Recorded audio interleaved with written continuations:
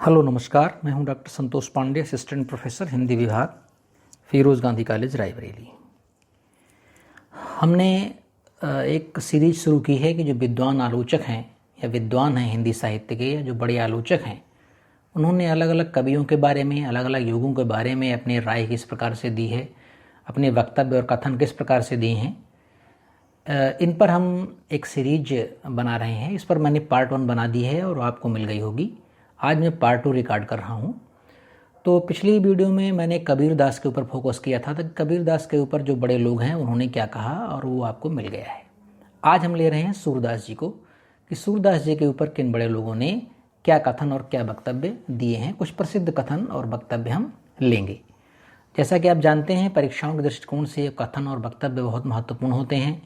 परीक्षाएं ना भी देना हो, आपको अगर क्लास में पढ़ाना भी हो, तो वहाँ भी ये बहुत ज़्यादा आपके काम की चीज़ें होती हैं, क्योंकि इन चीज़ों को बहुत ढूंढना पड़ता है। तो मैंने ढूंढ ढांड के इनको खोज करके इनको इकट्ठा किया और आपको यहाँ तक आपको इन चीज़ों को मैं बता रहा हूँ।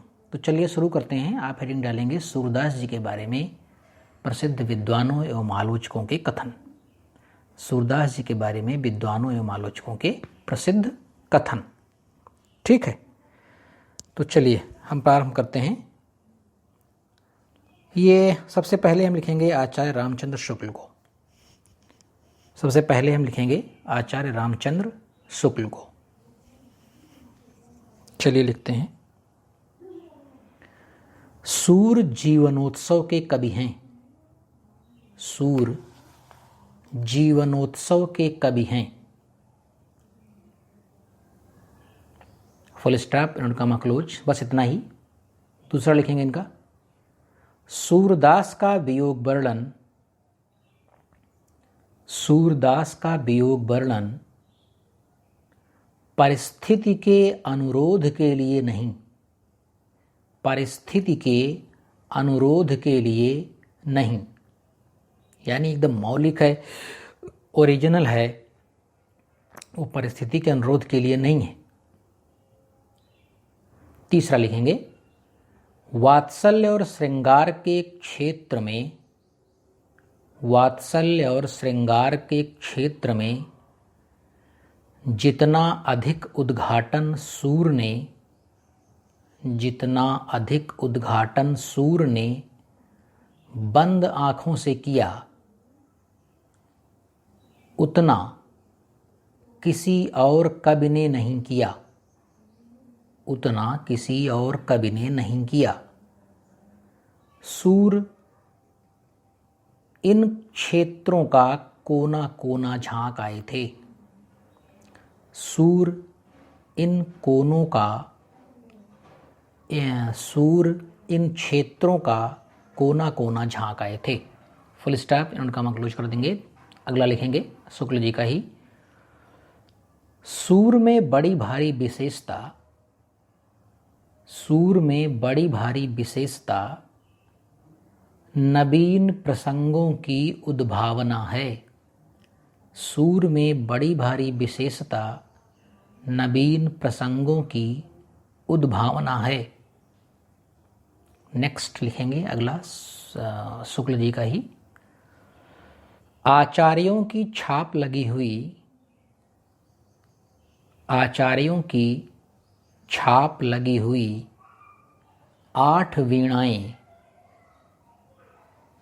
आचार्यों की छाप लगी हुई 8 वीणाएं श्री कृष्ण की प्रेम लीला कीर्तन करने उठी। श्री कृष्ण की प्रेम लीला कीर्तन करने उठी, जिनमें सबसे ऊंची, सुरीली और मधुर झंकार, जिसमें सबसे ऊंची, सुरीली और मधुर झंकार अंधे कवि, अंधे कवि सूरदास जी की हैं।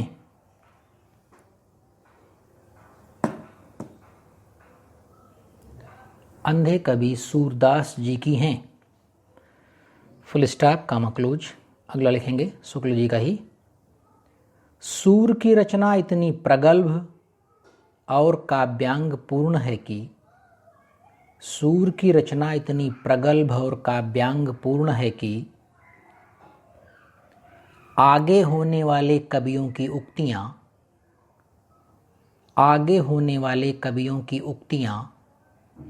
सूर की जूठन मालूम पड़ती हैं। आगे होने वाले कवियों की उक्तियां सूर की जूठन मालूम पड़ती हैं। Full stop and comma close. अब इसमें एक शब्द आ रहा है प्रगल्भ। प्रगल्भ मतलब होता है होशियार, चतुर, प्रवीण। मतलब अपनी रचना को लेकर के इनकी होशियारी, इतनी प्रवीणता, इनकी चतुराई। और काव्यांग पूर्ण का मतलब होता है काव्य के जितने भी अंग होते हैं उनसे पूर्ण, रस, छंद, अलंकार, शब्द शक्ति, इनको बोलते हैं काव्यांग। ठीक, तो सूर की रचना इतनी प्रगल्भ और काव्यांग पूर्ण है कि आगे होने वाले कवियों की उक्तियां सूर की जूठन मालूम पड़ती हैं। चलिए अगला लिखेंगे आचार्य शुक्ल का ही। श्रृंगार और वात्सल्य के क्षेत्र में सूर की क्षमता को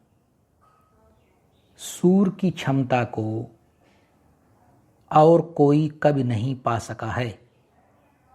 श्रृंगार और वात्सल्य के क्षेत्र में सूर की क्षमता को और कोई कवि नहीं पा सका है। फुल स्टॉप और कॉमा क्लोज कर देंगे। अगला लिखेंगे आचार्य शुक्ल का ही। एक लाइन छोड़ेंगे, नोट कॉमा लगा करके लिखेंगे शुक्ल जी का ही। यदि हम सूर के केवल विप्रलंभ श्रृंगार को ही लें, विप्रलंभ मतलब वियोग श्रृंगार। यदि हम सूर के केवल विप्रलंभ श्रृंगार को ही लें, अन्यथा भ्रमर गीत को देखें तो न जाने कितने प्रकार की मानसिक दशाएं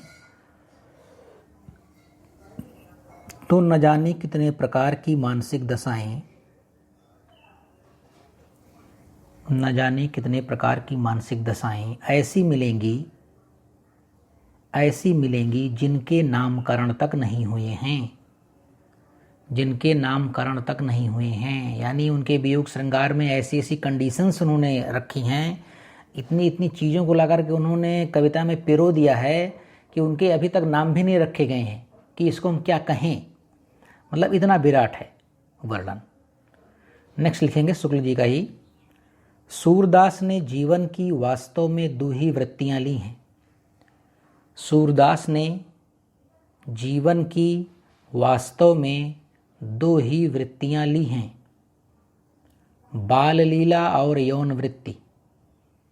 सूरदास ने जीवन की वास्तव में दो ही वृत्तियां ली हैं, बाल लीला और यौवन वृत्ति। नेक्स्ट लिखेंगे शुक्ल जी का ही। सूरदास को मुख्यतः वात्सल्य और श्रृंगार का कवि समझना चाहिए। सूरदास को मुख्यतः वात्सल्य और श्रृंगार का कवि समझना चाहिए। अब हम लिखेंगे हजारी प्रसाद द्विवेदी के कथन और वक्तव्य। हजारी प्रसाद द्विवेदी लिखिए डैश करके। पहला, सूरदास ही ब्रजभाषा के प्रथम कवि हैं। सूरदास ही ब्रजभाषा के प्रथम कवि हैं। दूसरा लिखेंगे, सूरदास जब अपने विषय का वर्णन शुरू करते हैं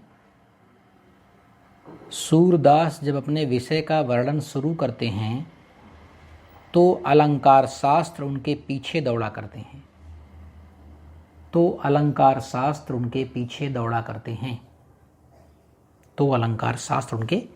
पीछे दौड़ा करते हैं। अगला लिखेंगे, सूरदास बालक का हृदय लेकर पैदा हुए थे। सूरदास बालक का हृदय लेकर पैदा हुए थे।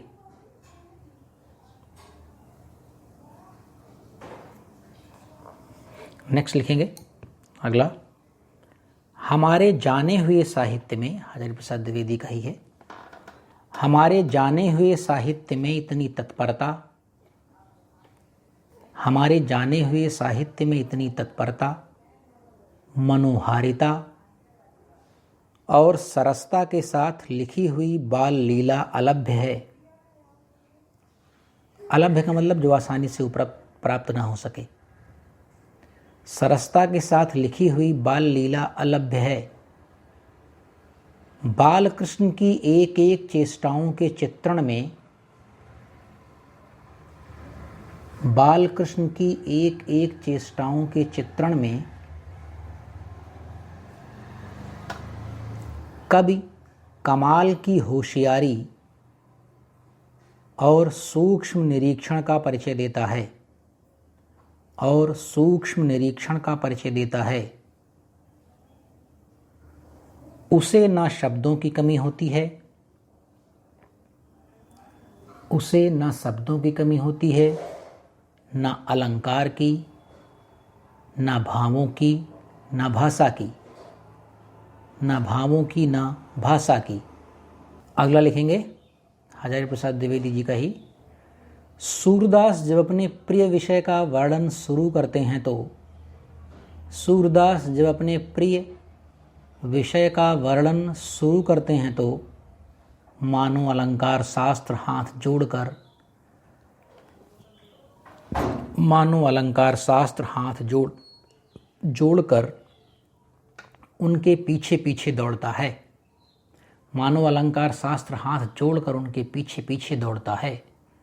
उपमाओं की बाढ़ आ जाती है, उपमाओं की बाढ़ आ जाती है, रूपकों की वर्षा होने लगती है। यानी उपमा अलंकार, रूपक अलंकार, ये सब धड़ाधड़ाते जाते हैं। संगीत के प्रवाह में कवि स्वयं बह जाता है, संगीत के प्रवाह में कवि स्वयं बह जाता है। फुल स्टॉप, उनका मक्लूज। नेक्स्ट, इन्वर्टर कामा लगा के लिखेंगे। हजारी प्रसाद द्विवेदी का ही है। पन्ने पर पन्ने पढ़ते जाइए, पन्ने पर पन्ने पढ़ते जाइए,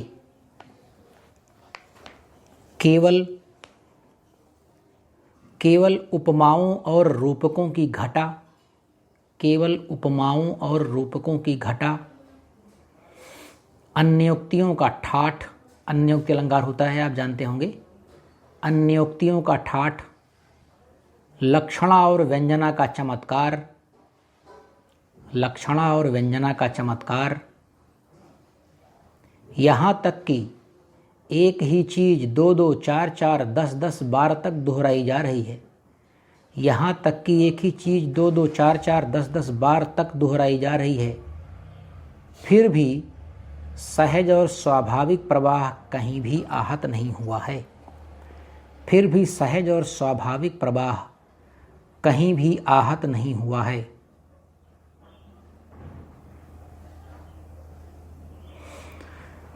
नेक्स्ट लिखेंगे हजारी प्रसाद द्विवेदी जी का ही।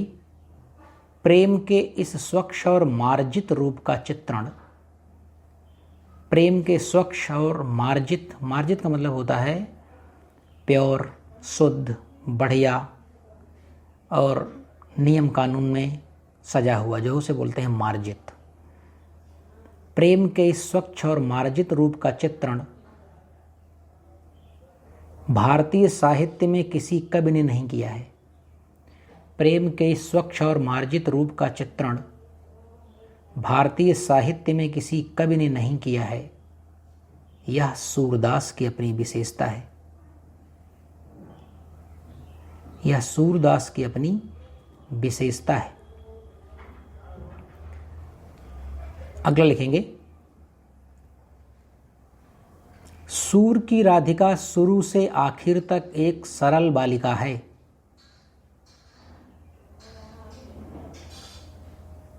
सूर की राधिका शुरू से आखिर तक एक सरल बालिका है। उसके प्रेम में किसी प्रकार की जटिलता भी नहीं, उसके प्रेम में किसी प्रकार की जटिलता भी नहीं। घर में, वन में, घाट पर, कदम्ब तले, हिंडोले तले, जहाँ कहीं इसका प्रकाश हुआ है वहीं पर अपने आप में पूर्ण है।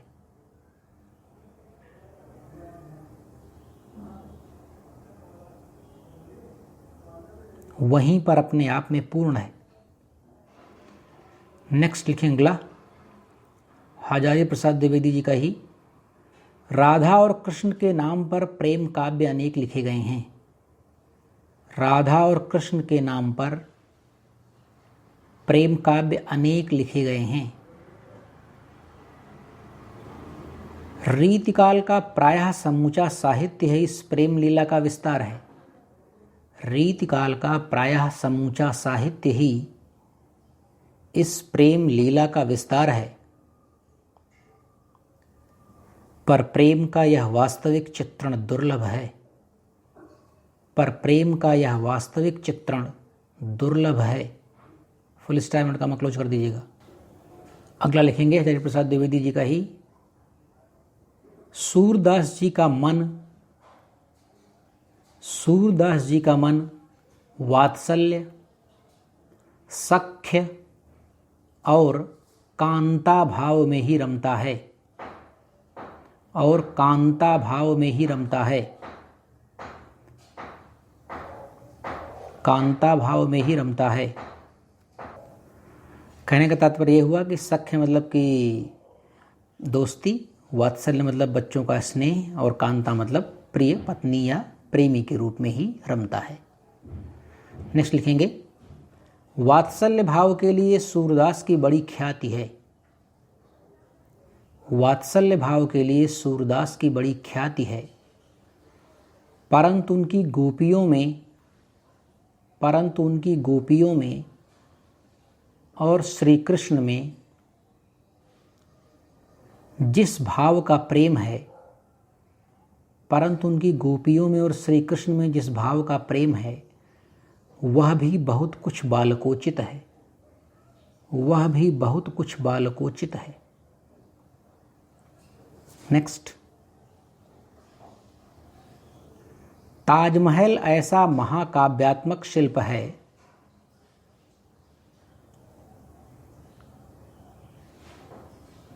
ताजमहल ऐसा महाकाव्यात्मक शिल्प है।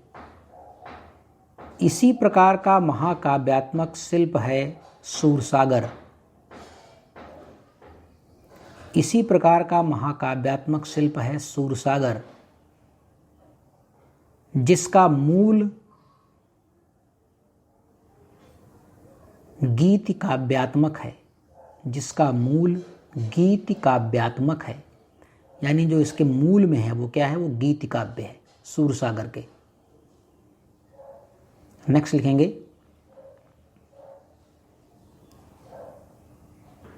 अगला लिखेंगे डॉक्टर बच्चन सिंह। डॉक्टर बच्चन सिंह सूरदास जी के संबंध में लिखेंगे, सूर का भ्रमर गीत वियोग श्रृंगार का सर्वोच्च शिखर है।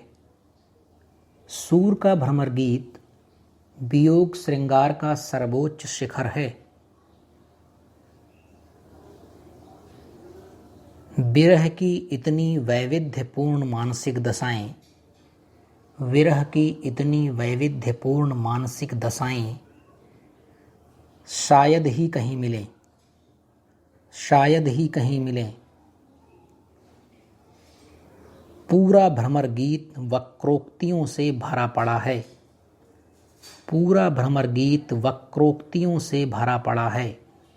वक्रोक्ति का सीधा सा मतलब यहाँ पर है उलाहना। वैसे तो वक्रोक्ति का शाब्दिक अर्थ होता है ऐसी उक्ति इसमें थोड़ा टेढ़ापन हो, तो वो टेढ़ापन आप समझ रहे हैं ना। जब गोपियाँ उद्धव जी को कुछ उलाहना देती हैं तो उनके वक्तव्य में बड़ा टेढ़ापन होता है, एक अजीब सी कुटिलता टाइप की होती है जो चुभती है उद्धव जी को, तो ये है वक्रोक्ति। एक लाइन छोड़ के दूसरा लिखेंगे बच्चन सिंह का ही, भ्रमर गीत के बहाने निर्गुणोपासना की, भ्रमर गीत के बहाने निर्गुणोपासना की धज्जियां उड़ाने में सूर ने कोई कसर नहीं उठा रखी है। भ्रमर गीत के बहाने निर्गुणोपासना की धज्जियां उड़ाने में सूर ने कोई कसर नहीं उठा रखी है।